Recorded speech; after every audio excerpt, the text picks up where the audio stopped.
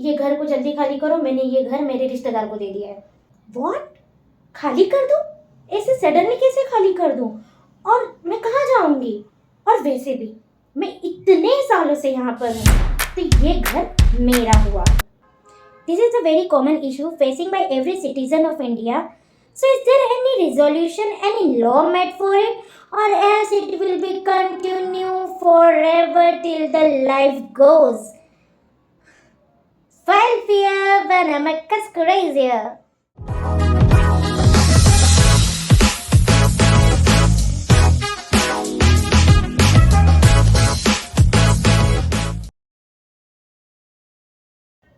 In our life, we follow many relationships and we believe कि relationship goes on trust. But उस trust को build करने के लिए भी हमें उस रिलेशनशिप के बारे में पता होना चाहिए. Similarly will discuss about the relation of tenant and landlord. What are their duties, what are their rights, and on violation of their rights, where they can go. Men, we are believe in law, we follows law, and for there, we just medium. Means for every damages, there is a remedy of right given to each and every person of India. Of course, there are the laws made for tenant and landlord issues that are Rent Control Act, MP Tenancy Act 2021. But for these laws, first need to understand who are the landlords and the tenant. तो landlord are the person जिनके नाम पर registered है कोई property can be house dwelling और business purpose, और उस property को बाय या किसी एजेंट के थ्रू उस प्रॉपर्टी को किसी पर्सन को देना. If you talk about tenants, तो ये ऐसे पर्सन होते हैं जो कुछ पीरियड ऑफ टाइम के लिए लैंडलॉर्ड की प्रॉपर्टी पर रहते हैं और उसकी वैल्यूज जो है लैंडलॉर्ड को देते हैं. Here are some rights of landlord. First one is right to receive rent. तो जिस पर्सन को लैंडलॉर्ड ने जो प्रॉपर्टी रेंट पे दी है उस पर्सन से टाइमली उस प्रॉपर्टी का रेंट लेने का अधिकार है. और also his right of increase the rent. पर उसके लिए लैंडलॉर्ड को टेनेंट को 3 मंथ का टाइम देना होगा, और 3 मंथ पहले मतलब एक नोटिस भेजना होगा कि he is increasing the payment of rent. ठीक है. Second one is right of eviction. अगर टेनेंट फेल्स टू पे द रेंट पेमेंट 2 महीने के लिए लगातार अगर जो टेनेंट है वो पेमेंट नहीं कर रहा है रेंट की, तो जो लैंडलॉर्ड है उसे राइट है कि वो उस प्रॉपर्टी से उसको निकाल सकता है. ठीक है. या फिर अगर मिसयूज़ किया है उसकी प्रॉपर्टी का, मतलब ली थी रेजिडेंशियल प्लेस है वो, मतलब रेजिडेंशियल एरिया है, हाउस होल्ड है, ड्वेलिंग है, या फिर बिजनेस पर्पस भी है, लेकिन उसके अलावा ही इलीगल एक्ट वहाँ पर टेनेंट अगर करता है तो लैंडलॉर्ड के पास में राइट है कि वो उसका एविक्ट कर दे या मतलब निकाल दे उसे उस प्रॉपर्टी से, किसे, टेनेंट को. देन कब सबलेटिंग, मतलब टेनेंट के पास जो प्रॉपर्टी है उसको भी सबलेट कर सकता है लैंडलॉर्ड. मतलब लैंडलॉर्ड के पास में ये पावर होती है कि अगर एक टेनेंट उसने रखा है तो वो दूसरा टेनेंट भी रख सकता है प्रॉपर्टी पर. ठीक है. Then come structural damage. अगर जो टेनेंट है वो उस प्रॉपर्टी पर रहते हुए कुछ डैमेजेस या फिर कुछ अल्टर कर रहा है उस प्रॉपर्टी पर, तो उसके जितने भी डैमेजेस यानी कि जो भी कॉस्ट वगैरह होगी वो लेने का राइट भी लैंडलॉर्ड के पास है. ठीक. Third is right of bona fide requirement. अगर उसको कुछ पर्सनल यूज़ के लिए उस प्रॉपर्टी को चाहिए, लैंडलॉर्ड को जेन्युइनली कोई लाइक फैमिली फंक्शन हो या कोई बिजनेस सेटअप करना हो, ऐसी किसी चीज़ के लिए अगर वो प्रॉपर्टी उसे चाहिए तो वो ले सकता है, लेकिन उसको 3 मंथ्स का पीरियड का नोटिस देना होगा टेनेंट को. नोटिस के बाद ही वो प्रॉपर्टी उससे वापस ले सकता है. ये उसका राइट है. राइट टू इंस्पेक्ट प्रॉपर्टी, मतलब कि जो प्रॉपर्टी उसकी है वो उस पर इंस्पेक्ट करने के लिए, उस पर नज़र रखने के लिए या राउंड लगाने के लिए वो आ सकता है, लेकिन उसको उसके पहले 24 घंटे के पहले रिटर्न इलेक्ट्रॉनिक नोटिस में टेनेंट को बताना होगा कि आई एम कमिंग और I want to inspect my property. Okay. Then कहा राइट टू रिकवर डैमेजेस. कोई अगर डैमेज वगैरह होता है प्रॉपर्टी को, कोई अल्टरनेशन होता है, कुछ होता है, तो उसका जितना भी अमाउंट बनता है वो डैमेजेस लेने का राइट भी लैंडलॉर्ड के पास होता है. Duties of landlord. अब कुछ राइट्स है, प्रिविलेजेस है, तो ड्यूटीज़ भी फॉलो करनी होगी. सो लैंडलॉर्ड को भी कुछ ड्यूटीज़ है जो he has to follow. First one is major repair. जो भी लैंडलॉर्ड के पास में हैवी मेंटेनेंस है उस प्रॉपर्टी को लेके, उसका रिपेयरमेंट ज़रूरी है. और एसेंशियल सप्लाईज जो है लाइक वाटर, इलेक्ट्रिसिटी और ईजमेंट्स पर्पसेस जो भी हैं, उनका मेंटेनेंस प्रॉपर होना चाहिए.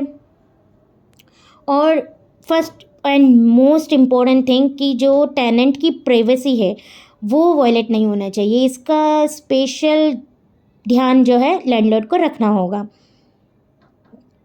ऑल्सो जो रेंटल रिसिप्ट होती है, जो रेंट एग्रीमेंट बनता है, फिर उसके बाद में हर मंथ जो रेंट दिया जाता है उसकी रिसिप्ट पाने जो है वो भी ड्यूली हर मंथ उनको कंप्लीट करके टेनेंट को देनी होगी.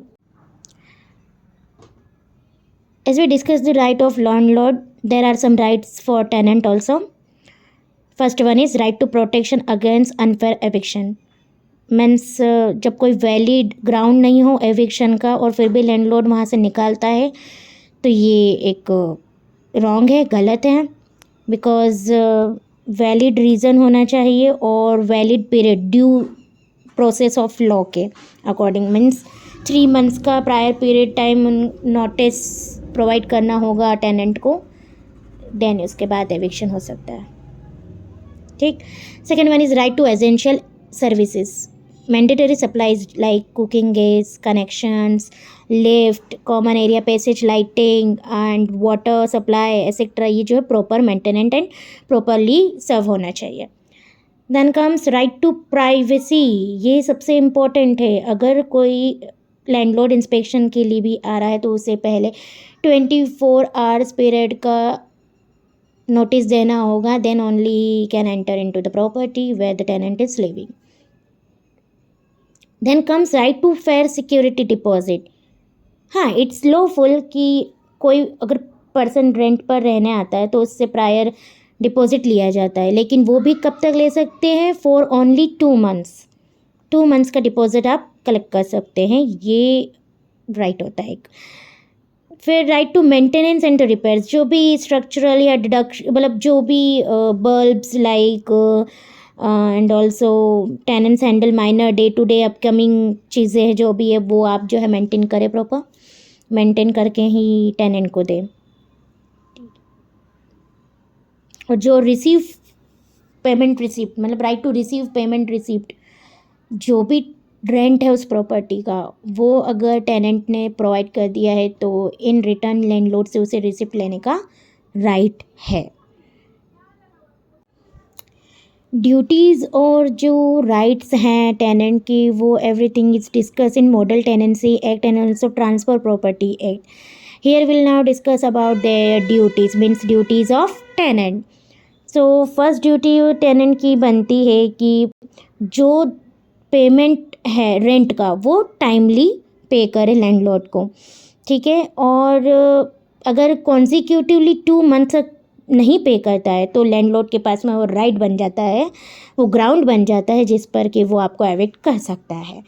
देन कम्स कि जितने भी पेमेंट आपने किए हैं उनका रिसिप्ट आपको लेना आपका अधिकार है, आपकी ड्यूटी है. दोनों चीज़ें, राइट भी है ड्यूटी भी है.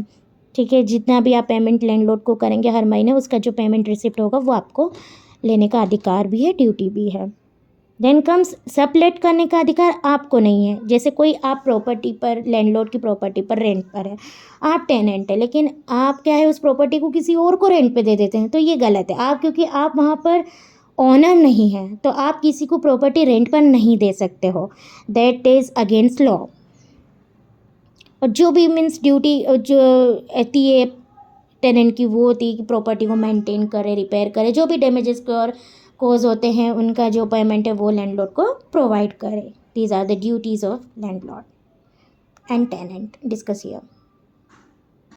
So on the matter of tenant and landlord issues, Supreme Court has given some guidelines in some cases which discussed here. So here is the case that is Jyoti Sharma versus Vishnu Goyal, जो कि पहले मल्लिका Arjun versus नंजा का से ही originate हुआ है. इसमें ये supreme court ने कहा है कि बतौर आप किराएदार यानी टेनेंट हैं, कई सालों से आप वहाँ पर रह रहे हैं, बट इट डजेंट मीन कि आप लैंडलॉर्ड हैं। वो प्रॉपर्टी तो जिसके नाम रजिस्टर्ड है उसी की रहेगी, मीन्स लैंडलॉर्ड की ही रहेगी। टेनेंट चाहे कितने साल भी रहे, उससे कोई फ़र्क नहीं पड़ता। Second one is Bhupendra Singh Bawa versus Asha Devi. इसमें सुप्रीम कोर्ट ने कहा कि वो तो लैंडलॉर्ड का राइट है, लैंडलॉर्ड की चॉइस है कि वो कौन सी अपनी प्रॉपर्टी किसी को दे। उसको मतलब जो रेस्पोंडेंट होता है उसके साइड से ये कहा गया था कि आपके पास में तो और भी प्रॉपर्टीज़ है, आप उसमें से किसी को अपने रिलेटिव को दे दीजिए। तो नहीं, ये सजेशन देने का राइट आपके पास नहीं होता है, टेनेंट के पास नहीं होता है। लैंडलॉर्ड का राइट है, राइट टू चूज़ है, वो कोई सी भी प्रॉपर्टी अपनी जो है दे सकता है with in 3 months period of notice. So next one is Ram Ukraine versus government of India. इसमें कोई टेनेंट जो है ज़बरदस्ती रह रहा है, जिसने किराया भी काफ़ी टाइम से नहीं दिया है और प्रॉपर्टी को यूज़ भी कर रहा है। तो लैंडलॉर्ड का यहाँ पर ये राइट ओरिजिनेट नहीं हो जाता है कि अगर आपका रेंट एग्रीमेंट ख़त्म हो गया और जो टेनेंट वो पेमेंट नहीं कर रहा है तो उसका जितना सामान है वो बाहर निकाल के फेंक दो या उसके एसेंशियल्स बंद कर दो। इस तरीके का कोई भी एक्ट जो है लैंडलॉर्ड नहीं कर सकता है। Landlord can only do to go with law procedure, notice file करे और कोर्ट में केस फाइल करे। तो लीगल प्रोसीजर क्या फॉलो होगा जब कोई इशू अराइज होगा लैंडलॉर्ड और टेनेंट के बीच में। तो फर्स्ट ऑफ ऑल जिस पर्सन को भी इशू है वो पर्सन जो नेक्स्ट पर्सन है उसको लीगल नोटिस भिजवाएगा, ठीक है। लेकिन ये कब होगा, इशू अराइज होने के 15 से 30 दिन के बाद में भेजा जाएगा, ठीक है। Then comes for the correct jurisdiction. तो ये करेक्ट जुरिस्डिक्शन का मतलब है कि किस कोर्ट में जो केस है ये चलेगा, तो ये रेंट ट्रिब्यूनल में चलेगा। उसके बाद में पिटीशन ड्राफ्ट होगी, रेंट एग्रीमेंट और जो रिटर्न्स जो बैंक स्टेटमेंट्स है, रेंट रिसिप्ट है, ये सारा कुछ लगेगा उस ड्राफ्टिंग में। देन कम्स फॉर केस का फाइलिंग का और मतलब हेयरिंग का। तो हेयरिंग में जो है अपोजिट पार्टी को समन किया जाएगा। समन करने के बाद में उस पार्टी का भी जो कोर्ट में प्रेजेंट होना बहुत ज़रूरी रहेगा। अगर नहीं आता है तो 3 से 4 हियरिंग के बाद में जो है सेट असाइड हो जाता है केस, मतलब कि एफ जो पिटिशनर है उसके फेवर में केस हो जाता है, ठीक है। देन कम्स कि उसमें क्या होगा, हियरिंग होने के बाद में जो एविडेंसेस हैं, रिप्लाईज हैं, उन सबको कलेक्ट किया जाएगा और फाइनल जजमेंट दिया जाएगा और उस फाइनल जजमेंट को फॉलो करना होगा। Simple. Well, if you're facing any kind of problem in being relation of landlord and tenant, this video will be help you out. And if you want me to make much more information giving videos, so please let me know in the comment section. If you like this video, please subscribe it.